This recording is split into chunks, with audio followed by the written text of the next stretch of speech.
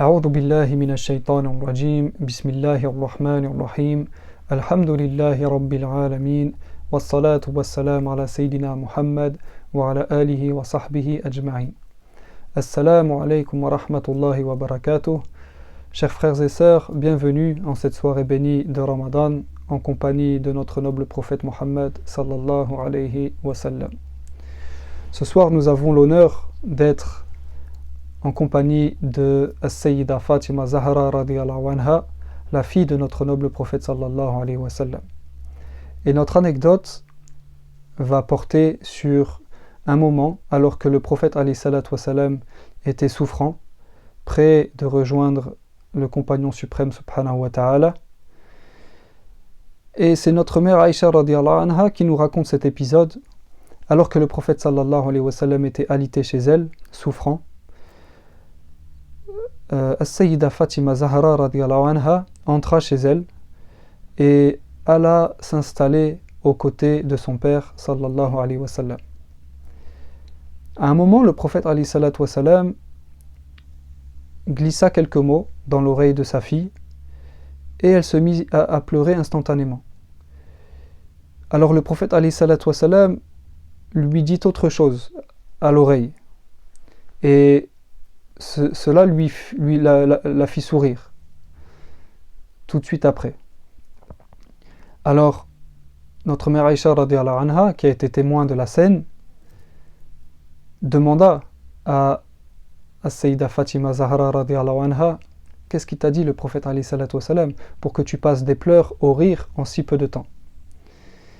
Et Sayyida Fatima Zahra radiyallahu anha, à ce moment, elle n'a pas souhaité dévoiler le secret du prophète alayhi salatu wa salam.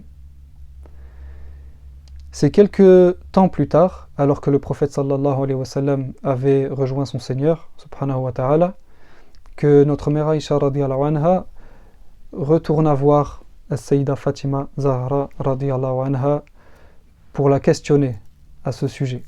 Alors elle lui raconta que le prophète sallallahu alayhi wa sallam lui avait dit la première fois que cette année-là, Jibril alayhi salam lui avait fait réviser le Coran 2 fois pendant le mois de Ramadan, alors qu'habituellement il le faisait une seule fois.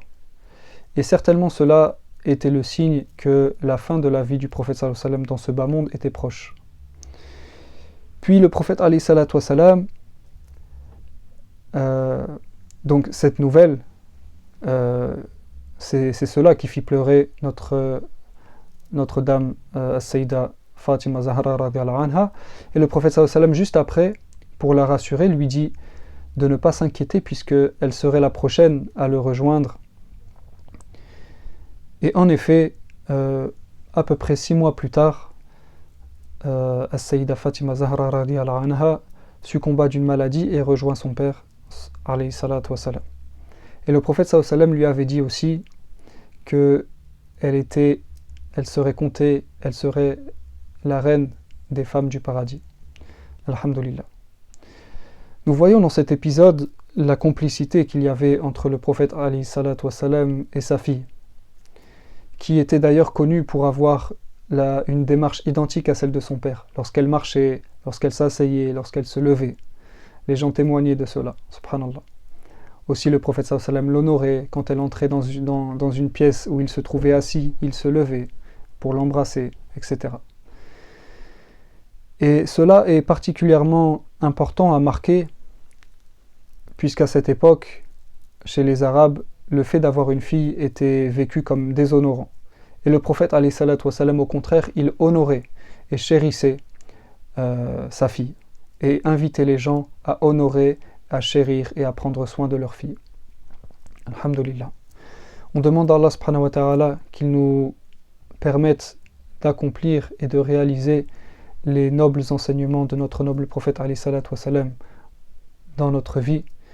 Et on demande à Allah subhanahu wa ta'ala qu'il nous accorde la compagnie du prophète alayhi salatu wa salam dans cette vie et pour l'éternité, inshallah.